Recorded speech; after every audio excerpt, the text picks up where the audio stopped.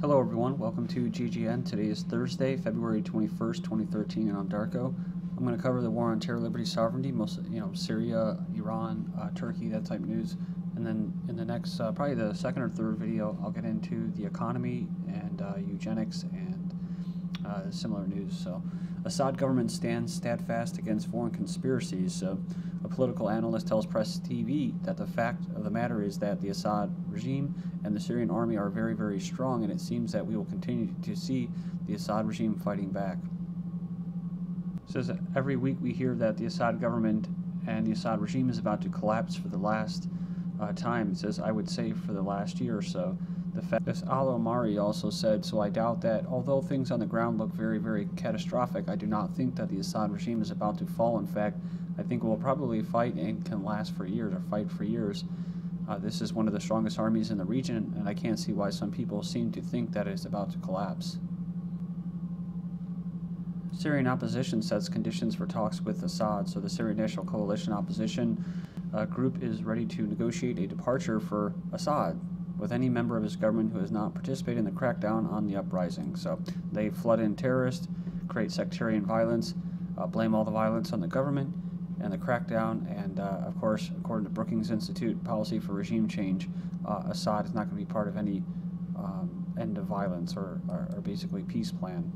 And we'll go back to that in a minute. Foreign fighters in Syria talk tough but fear defeat. So this is a regular medialine.org. So tens of thousands, if not more, of foreign fighters are making their way into Syria to join the rebel forces as they fight against the regime of Assad.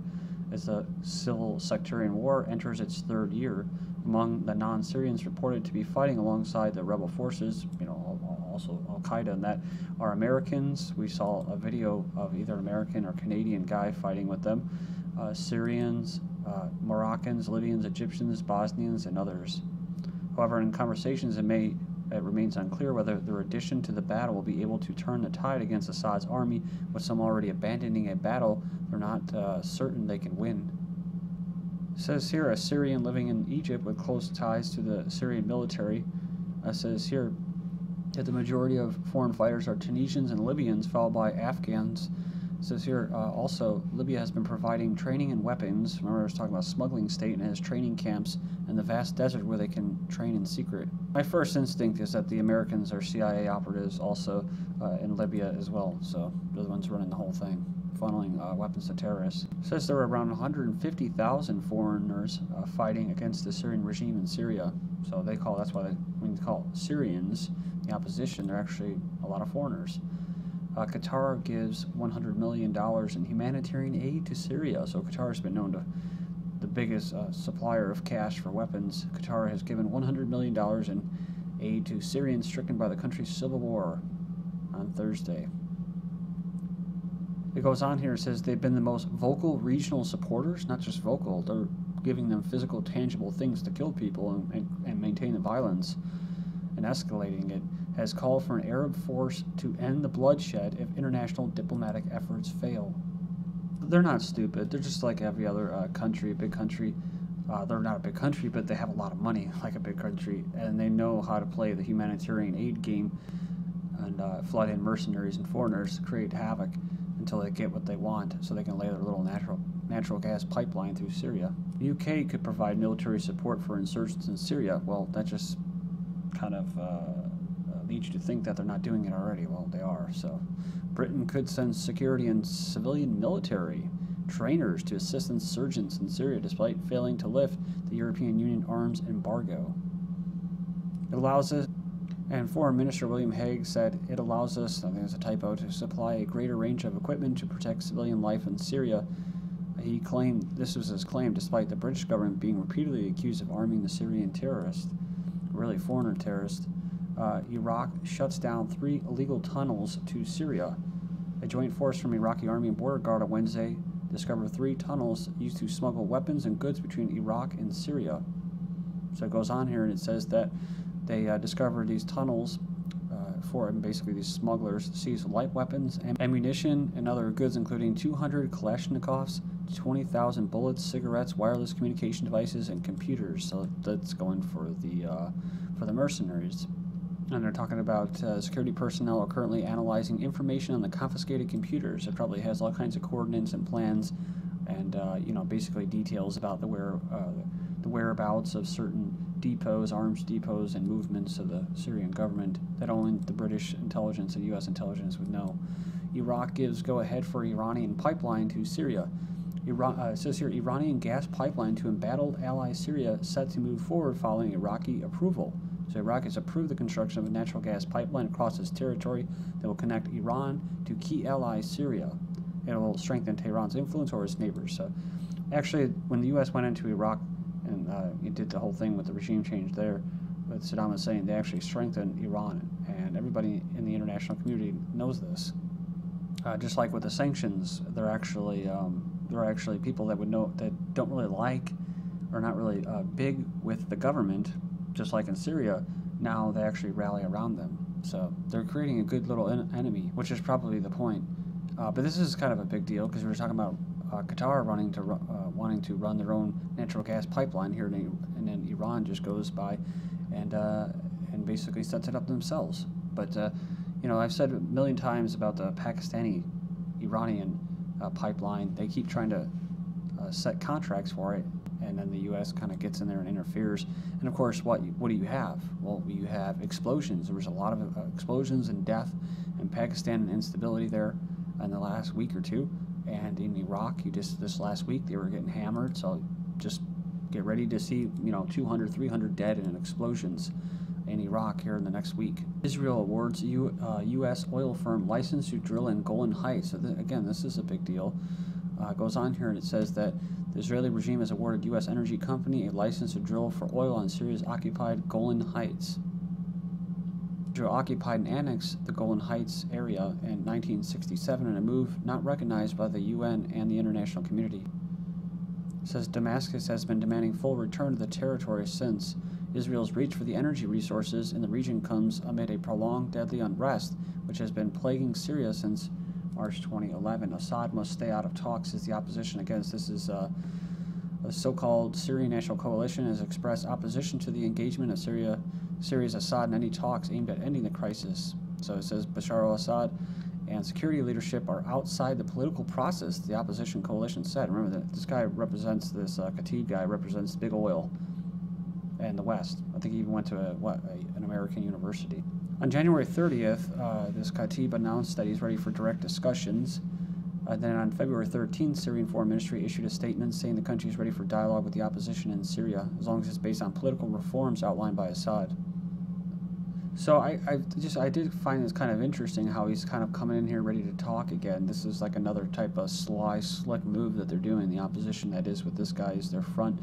I actually thought that they wanted peace and that the West wanted to keep the violence going, but they always have these different multifaceted attacks or operations going at the same time, basically constantly evolving and changing. And so this is just one part of it, having him act like he wants to have sit down and actually talk about peace, but he's not going to get it. He knows that too. Turkey agrees Kurdish delegation to meet jailed militant leader. Oh, just one quick note. He also knows that like I was just going off what I was saying, that the rebels are really just getting their asses kicked. So, and that's why they get desperate and carry out the suicide bombing attacks. So, I mean, why would they be willing to sit down and talk unless, they felt like they were losing a lot of options now? Turkey agrees Kurdish delegation to meet jailed militant leaders. It's kind of weird. Turkish government approved on Thursday a list of pro-Kurdish politicians to visit jailed militant leader.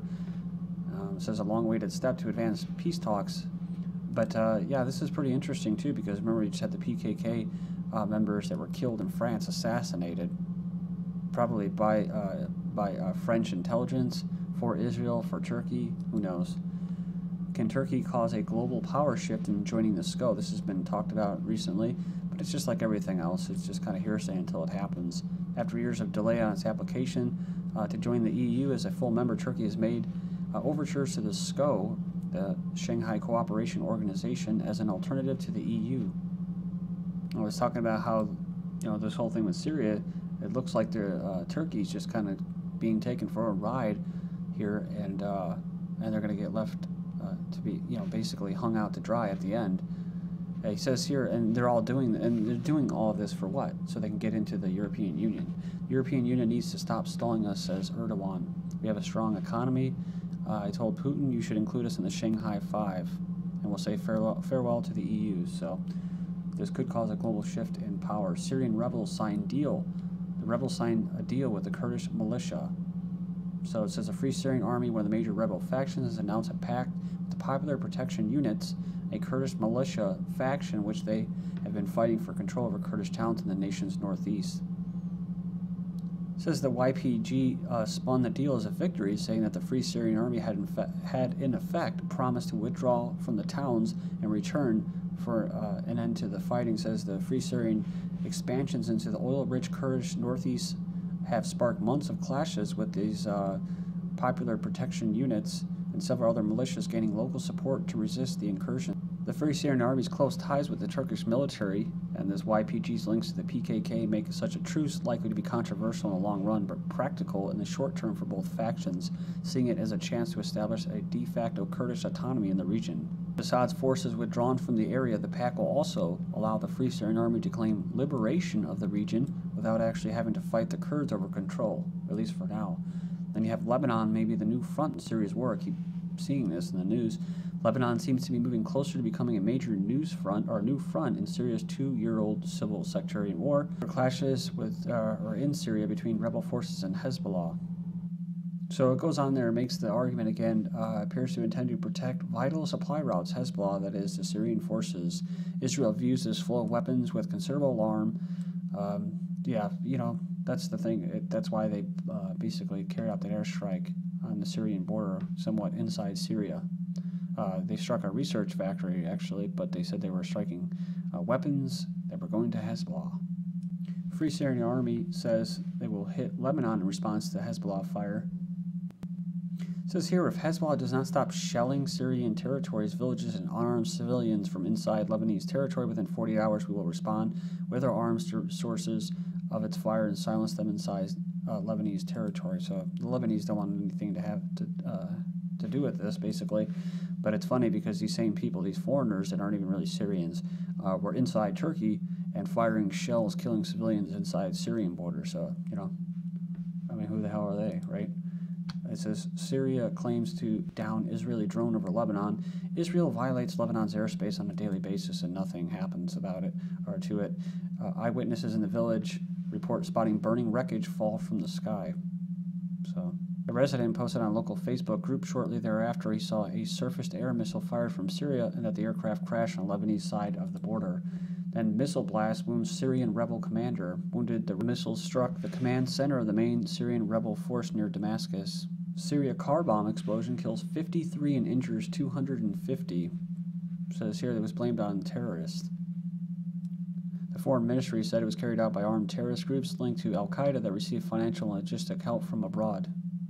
Again, these were the same people that were talking about killing unarmed civilians. Mortars hit Damascus Stadium, kills soccer player. 2 mortars exploded next to a soccer stadium in central Damascus, killing 1 player and injuring several others. Mortar attack, that's coming from the Free Syrian Army. So it's getting pretty close to, the internal structure, the main structure of Syria, which is Damascus. Then we have female Syrian refugees in Turkey being sold to Arab states as a Turkish politician. Goes on here and he says that women and girls are being sent to neighboring rich Arab states in exchange for money. He also said that refugee children from Syria are also being trained to use guns and are sent to Syria to fight against Syrian government forces. Then Armenia struggles to absorb Christian refugees from Syria. So these people are being targeted by these Sunni extremist foreigners. Syrian violence threatens ancient treasures. That's right. Just like Egypt and other places. It says here that one of humanity's greatest cultural heritage remains in grave peril. And they're blaming it on the troops who shell indiscriminately and these looters. Well, who are these people? Struggling Syrian rebels, the rebels, sell off country's past to fund its future.